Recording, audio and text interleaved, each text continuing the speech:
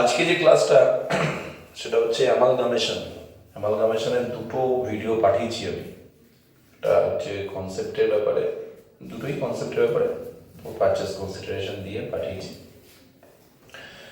আজকে যেটা হবে সেটা হচ্ছে জার্নাল এন্ট্রি সম্বন্ধে। জার্নাল এন্ট্রি বলতে কি, দুটো কোম্পানি আছে বলেছিলাম, ট্রান্সফ্রি কোম্পানি আর ট্রান্সফেয়ার কোম্পানি। ট্রান্সফ্রি কোম্পানি মানে যে কোম্পানি পারচেস করে নিচ্ছে, পারচেসিং কোম্পানি বা নিউ কোম্পানি বলা যেতে পারে, যে কোম্পানি পারচেস করে নিচ্ছে। এবার সেটা পারচেসের ক্ষেত্রে নেচার অফ মার্জার পারচেস দুটোই আছে, এবং দুটোর মধ্যে কোনটা হতে গেলে 5টা কন্ডিশন লাগবে, এগুলো কি লাগে বলা আছে।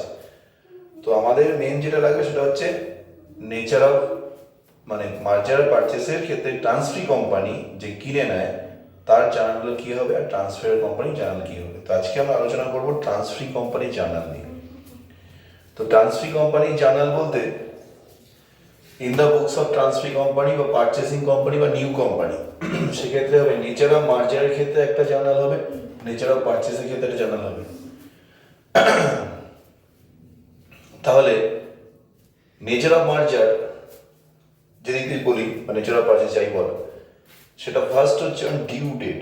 ডিউ ডেট মানে যেদিনকে সবাই রাজি হলো, পারচেসিং কোম্পানি আর selling company both together are agreed যে তাদের ব্যবসাটা তারা টেক ওভার করে দেবে, দিয়ে দেবে একজনকে আর একটা কোম্পানিকে, আর সেই কোম্পানি নিয়ে নেবে, দুপক্ষ রাজি হলো, সেটা হচ্ছে অন ডিউ ডেট বলছি আমি। অ্যাপ্রুভাল করে দেবে, এবার দেবে অ্যাগ্রিড, রাজি হলো। সেই ক্ষেত্রে কি হবে, বিজনেস যখন মার্জার করা হচ্ছে, মার্জ করা হচ্ছে, সেই হিসাবে জার্নাল হবে business merger account debit to liquidation of transfer company, liquidation of transfer company. এইবার এইখানে বলি ট্রান্সফার কোম্পানি বুঝতে সুবিধা হবে। ট্রান্সফার কোম্পানি এখানে হচ্ছে ট্রান্সফার কোম্পানি। এবার এটাকে তোরা ওল্ড কোম্পানিও বলতে পারিস, যে কোম্পানি বিক্রি হয়ে যাচ্ছে সে ওল্ড কোম্পানি, পুরনো কোম্পানি। তাহলে business purchase account debit to liquidation of transfer company account. Business purchase, business মার্জারের ক্ষেত্রে বিজনেস মার্জার হবে। আর বিজনেস যদি পারচেস করে নেয়, পুরো ব্যবসাটা পারচেস করে নেয়, বলেছিলাম 5টা কন্ডিশনের মধ্যে আগে ভিডিও দেখতে হবে। পারচেস করে নিলে business purchase account debit to liquidation of transfer company, business purchase account debit to liquidation of transfer company account. এবার বিজনেস পারচেস, বিজনেস মার্জার, লিকুইডেশন। দেখ, একটা ব্যবসা তো কিনে নিচ্ছে বা মার্জ হয়ে যাচ্ছে, যাই হোক, তাহলে ট্রান্সফ্রি কোম্পানি যে কিনে নিচ্ছে তার দিক দিয়ে তো বিজনেসটা আসছে, বা মার্জার হলে সেটা হচ্ছে দুটোই ডেবিট, কারণ দুটোতেই তার আগত সম্পত্তি, সেই হিসাবে ডেবিট, গোল্ডেন রুল বা মডার্ন যাই বল। To liquidation of transfer company. Liquidation মানে কি, কোনো কোম্পানি অ্যাসেট লাইবিলিটিতে যদি তরলে রূপান্তরিত না হয়, তরলে মানে গলিয়ে তরল হয়ে যাবে, গলিয়ে তরল না, তাকে টাকার অঙ্কে ভ্যালুয়েশন হবে। এই টাকার অঙ্কে ভ্যালুয়েশন হবে, ব্যবসাটার মূল্য কত, এটা লিকুইডেশন বলে। সেই টাকার অঙ্কে যে ভ্যালুয়েশন হচ্ছে সেটাই হচ্ছে liquidation of transfer company, liquidation. এবার ট্রান্সফার কোম্পানি সেই টাকার অঙ্কে মূল্যায়ন হচ্ছে বলে সেই লিকুইডেশন অফ ট্রান্সফার কোম্পানিটা ক্রেডিট। বিজনেস পারচেস হলে ব্যবসা কিনছি, তাহলে সেক্ষেত্রে যেটা পারচেস করি ডেবিট হয়, এখানে ব্যবসা পারচেস করছি তো ডেবিট হচ্ছে, ব্যবসা পারচেস ডেবিট হচ্ছে। এইবার সেখানে হচ্ছে to liquidation of transfer company, একই ব্যবসা পারচেস করছি, আর যে ব্যবসাটাই পারচেস করি বা ট্রান্সফার কোম্পানি পারচেস করেছি, ট্রান্সফার কোম্পানিকে ট্রান্সফ্রি কোম্পানি পারচেস করে নিচ্ছে, সেক্ষেত্রে লিকুইডে রূপান্তরিত হতে হবে, মানে অ্যাসেট লাইবিলিটির মূল্য ভ্যালুয়েশন করতে হবে, নাহলে সেটা হবে না, টাকার অঙ্কে মূল্যায়ন করতে হবে, তো সেটা হলো ক্রেডিট। ঠিক আছে, এইবার অ্যাসেট লাইবিলিটি টেকেন ওভার। এবার যে ব্যবসাটা কিনে নিচ্ছে বা মার্জার হচ্ছে, ট্রান্সফ্রি কোম্পানি কি করছে, সেই ব্যবসার অ্যাসেটটা তাকে চলে আসছে, তাহলে অ্যাসেট আসছে, সেই একই ব্যাপার, অ্যাসেট আগত সম্পত্তি ডেবিট, সানডে অ্যাসেট ডেবিট। তারপর জেনারেল রিজার্ভ ডেবিট পড়ে আসছি, to sundry liabilities, liability obviously credit. To business merger, এই যে বিজনেসটা হলো, এই ভ্যালুয়েশন যেটা হচ্ছে সেই ভ্যালুয়েশনটা ক্রেডিট হচ্ছে। কেন? কারণ সেই ভ্যালুয়েশনের ব্যবসাটা এখন আমার কাছে চলে আসছে, তাহলে তার ভ্যালুটা ক্রেডিট করা হচ্ছে টু বিজনেস মার্জার এখন। তাহলে sundry asset debit, sundry liability credit, business merger যেটা হচ্ছে বিজনেস মার্জার দেওয়া হয়েছিল ডেবিটে, সেটাও ব্যবসা এখন উল্টে যাচ্ছে, কারণ সেই এন্ট্রিটা এখন ক্রেডিট হয়ে যাচ্ছে।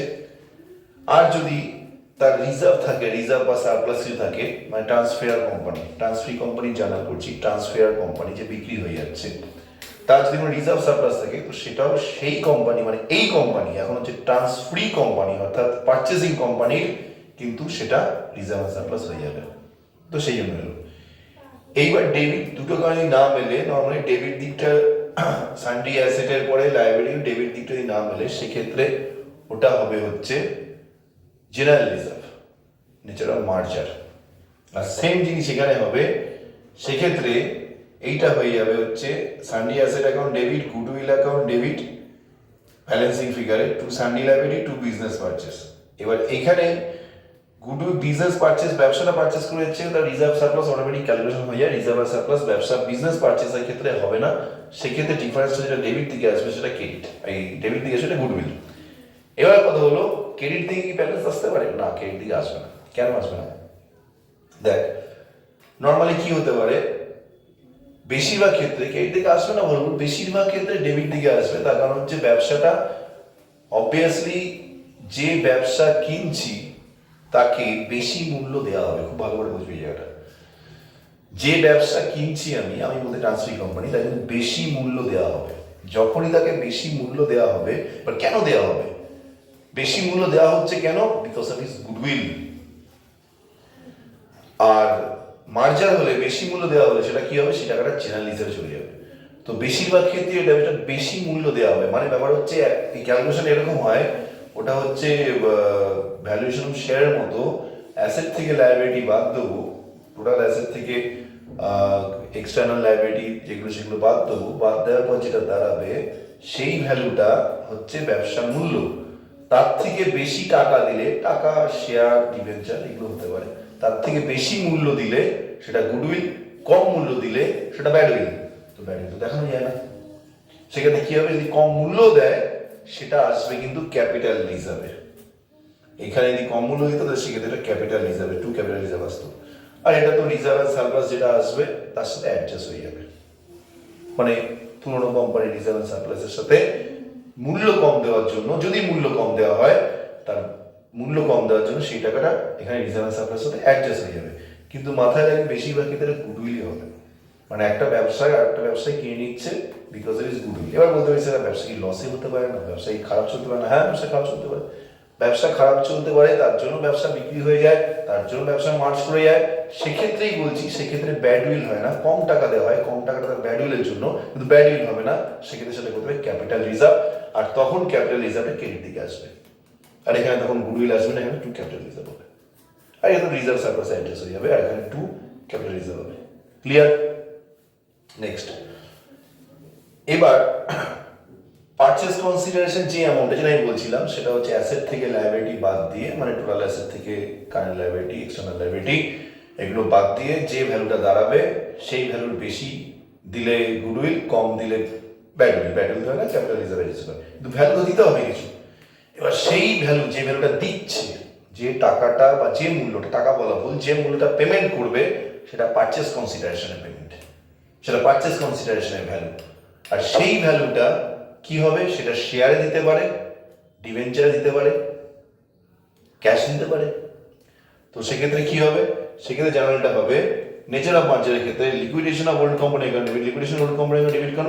কারণ যে ব্যবসাটা আমি নিচ্ছি, ক্রেডিট করেছি, লিকুইডেশন অফ মূল্যটা ক্রেডিট হচ্ছে, সেই মূল্যটাই তোমার দিয়ে দিতে হবে। এবার তার থেকে কম বেশি সেটা আলাদা ব্যাপার, কিন্তু সেই মূল্যটা তো আগে যাবে, কারণ একটা ব্যবসা লিকুইডে রূপান্তর হচ্ছে, তার ভ্যালুয়েশন হচ্ছে, সেই ভ্যালুয়েশনটাই দিতে হবে। তো সেই ভ্যালুয়েশন হয়ে যাবে debit, liquidation of old company, বা বলা যেতে পারে লিকুইডেশন অফ ট্রান্সফেয়ার কোম্পানি। এখানেও তাই, ট্রান্সফেয়ার কোম্পানি অ্যাকাউন্ট। ক্লিয়ার? এবার যদি পেমেন্টটা শেয়ারে দেয়, to equity share capital, equity share capital, preference share দেয়, to preference share capital, debenture দিলে টু পার্সেন্টেজ ডিভেঞ্চার, ক্যাশে দিলে টু ক্যাশ অ্যাকাউন্ট, আমি দুটো করেছি ক্যাশ অ্যাকাউন্ট, ব্যাংকে মানে চেকের মধ্যে দিলে টু ব্যাংক অ্যাকাউন্ট। বুঝে গেল? তাহলে ভ্যালুয়েশন হচ্ছে বিজনেসের এখানে করা হলো, সেই ভ্যালুয়েশনটা দিয়ে দেওয়া হবে, সেই ভ্যালুয়েশনের শেয়ার দেয় to security share capital, debenture দিলে 2% debenture, to cash account, cash দিলে ক্যাশ অ্যাকাউন্ট, চেক দিলে টু চেক অ্যাকাউন্ট হয় না, টু ব্যাংক অ্যাকাউন্ট। ক্লিয়ার? আর পারচেজের ক্ষেত্রে সেম জিনিস সেম হবে, অর্থাৎ লিকুইডেশন অফ ট্রান্সফার যে ব্যবসাটা ভ্যালুয়েশন হয়েছে সেটা ডেবিট, শেয়ার দিলে to equity share capital, cash দিলে টু ক্যাশ, প্রেফারেন্স শেয়ার দিলে to preference share capital, cheque দিলে টু ব্যাংক অ্যাকাউন্ট। কথা ওকে? এবার ওই মডেল করা আছে, সেগুলো দেখছি এবার।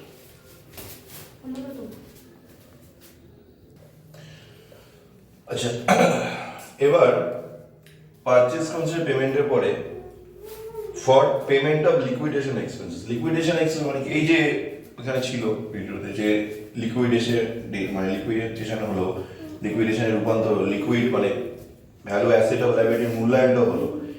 এই লিকুইডে রূপান্তর হওয়ার সময় কোনো লিগ্যাল চার্জেস থাকে, অডিট করাতে হতে পারে, তারপরে হচ্ছে কোর্ট বা তোর অন্যান্য এরকম বিভিন্ন রকম এক্সপেন্সেস হতে পারে, তো এগুলো তো হতেই পারে, তাই না? তো সেই এক্সপেন্সেসটা যখন দেয়া হবে, লিকুইডেশন এক্সপেন্সেসটা for payment of liquidation expenses, সেটা যে টাকাটা জেনারেল রিজার্ভ করা হয়েছে সেই জেনারেল রিজার্ভ থেকে মেটানো হবে ইন নেচার অফ মার্জার। অর্থাৎ যেটা জেনারেল রিজার্ভ করা ছিল, আগে জানালে দেখবি জেনারেল রিজার্ভ করা ছিল, জেনারেল রিজার্ভ থেকে সেই খরচটা মেটানো হবে। তাহলে জেনারেল রিজার্ভ অ্যাকাউন্টে ডেবিট হয়ে যাবে, জেনারেল রিজার্ভ হয় ক্রেডিট, তো সেটাতে কমে যাচ্ছে কারণ সেখান থেকে টাকা নেওয়া হচ্ছে, সেখান থেকে অ্যামাউন্ট নেওয়া হচ্ছে, সেটা হয়ে যাবে ডেবিট। আর সেই টাকাটা যেটা নেওয়া হচ্ছে সেটা তো বেরিয়ে যাচ্ছে, কোম্পানি থাকছে না, তাহলে সেটা চলে গেলে কি হবে? To cash account. ঠিক একই রকম ভাবে তাহলে বিজনেস পারচেজের সময় যেটা করা হবে, মানে লিকুইডেশন অফ এক্সপেন্সেস যেমন নেচার অফ পারচেজ হবে, পারচেজ সময় কি হবে? Goodwill account debit two cash account. ওকে, goodwill account debit two cash account. ঠিক আছে? তাহলে গুডউইল কেন? কারণ যে টাকাটা অতিরিক্ত গেছে সেটা ব্যবসার জন্য মানে তার সুনামের জন্য তাকে দেওয়া হয়েছে, সেই গুডউইলের জন্য তাকে দেওয়া বলে। নর্মালি কি হবে? সেই গুডউইলটা যে লিকুইডেশন এক্সপেন্স, সেটা গুডউইল থেকেই অ্যাডজাস্ট করা হবে, পরবর্তী ক্ষেত্রে অ্যাডজাস্ট করা হবে, গুডউইল থেকে পারচেজ করা হবে। তারপরে goodwill account debit two cash account. ঠিক আছে? এবার একটা বিধিবদ্ধ রিজার্ভ আছে যেটা বিজনেস পারচেজ করতে গেলে করতে হবে, কিন্তু নেচার অফ মার্জার সময় মার্জার ব্যবসা মার্জ হলে তখন করতে হবে না। তো যার জন্য ফার্স্ট স্ট্যাটুটরি রিজার্ভ বলে দেবে সেটা ফাঁকা এখানে, কিন্তু যখন বিজনেস পারচেজ হবে তখন বিধিবদ্ধ একটা রিজার্ভ করতে হবে, সেটা হচ্ছে amalgamation adjustment account debit two statutory reserve. Reserve মানে তো ক্রেডিট করতে হবে, রিজার্ভ হচ্ছে ক্রেডিট করে, ফান্ড একটা ফান্ড ক্রেডিট হয় আমরা জানি, টু স্ট্যাটুটরি রিজার্ভ। আর সেটা অ্যামালগামেশনের জন্য করা হচ্ছে, তো amalgamation adjustment account debit two statutory reserve. এটা হচ্ছে বিষয়, বুঝে গেল? এই যে এই জায়গাটা দেখে নিবি, এখানে কিন্তু নেই, এখানে কিন্তু নেই, এবার এখানে হবে। ঠিক আছে? এরপরে আরো দুটো জার্নাল আছে। ওকে, এটা ওই বোর্ডে দেখাতে হবে। স্টপ করে রাখ। এবার যেটা আছে সেটা হচ্ছে আরো দুটো জার্নালি, দুটো বোর্ড মিলে হয়ে গেছে, আরো দুটো জার্নালি আছে। এই বোর্ডটা করছি, এটা বোর্ডটা মুছে দিই।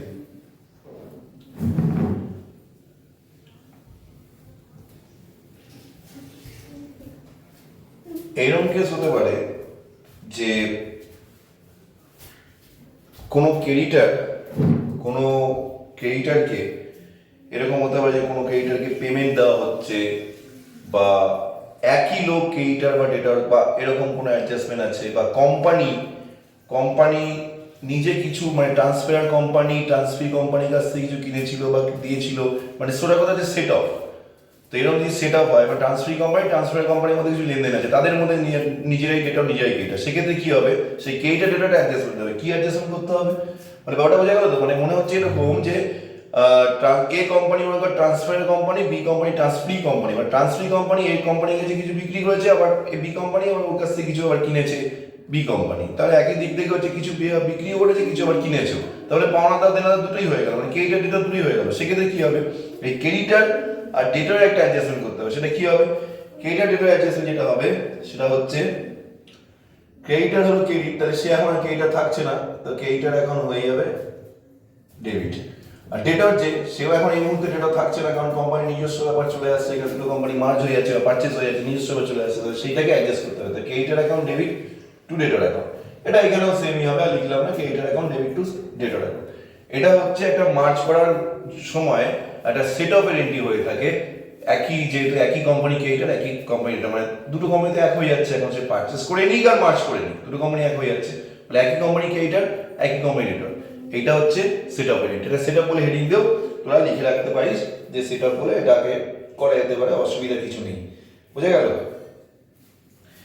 এইবার নেক্সট আরেকটা আছে, আরেকটা জানার এন্ট্রি আছে, সেটা যে যদি কোনো লায়াবিলিটি মিটিয়ে দেওয়া হয়, মানে ওই মুহূর্তে ধর এরকম হলো যে মার্জ হওয়ার দরুন কিছু বাইরের ক্রিয়েটার আউটসাইডার তারা বলছে আমরা এই মার্জ হয়ে যাচ্ছে, এখন এই কোম্পানি মানে বি কোম্পানি মনে করে এই কোম্পানিতে রূপান্তর হয়ে যাচ্ছে, মানে সোজা কথা হচ্ছে বি কোম্পানি এই কোম্পানি বি কোম্পানি কিনে নিচ্ছে যদি হয়, বা যাই হোক বি কোম্পানি এই কোম্পানি যেটাই চিন্তা করবি।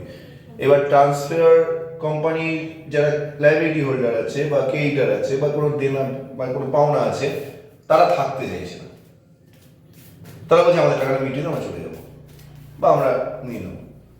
তো সেরকম যদি হয় তাহলে সেক্ষেত্রে যেটা করতে হবে, এটা হেডিং দিবি হচ্ছে পেইড দ্য লাইবিলিটিস।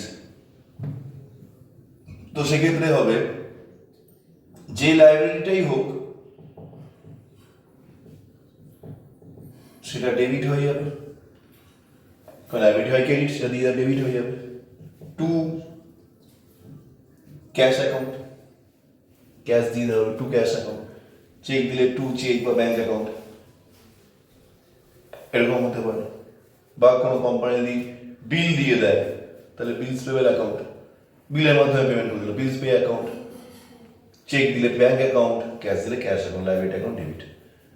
তো এটাই হয়ে থাকে এক্সপেন্সেস, এইখানেও সেম জিনিসই হবে, এই জায়গাটা এই সাইডটাও সেম জিনিস হবে, liability account debit two cash account বা ব্যাংক অ্যাকাউন্ট, এগুলো তো মানে পারচেস হলে আর কি, nature of purchase, nature of margin, nature of purchase same জানালা, ঠিক আছে। তো এখানে আর কিছু নেই, এই করে ট্রান্সফার কোম্পানির জানাল আছে। এরপর যেটা আছে আমাদের ট্রান্সফার কোম্পানির জানাল, ওকে, সেটা ইজি হবে কারণ সেটা যে রিয়েলাইজেশনের মাধ্যমে করতে হবে, যেমন তোরা ওই ডিসলিউশন অফ পার্টনারশিপ করছিস সেরকম টাইপের। তো ওটা জার্নালটা দিয়ে দিলেও হবে, মানে ওই জার্নালগুলো যদি আমি এমনি পাঠিয়ে দিই সরাসরি তাহলে বুঝতে পারবি, ওকে। হুম।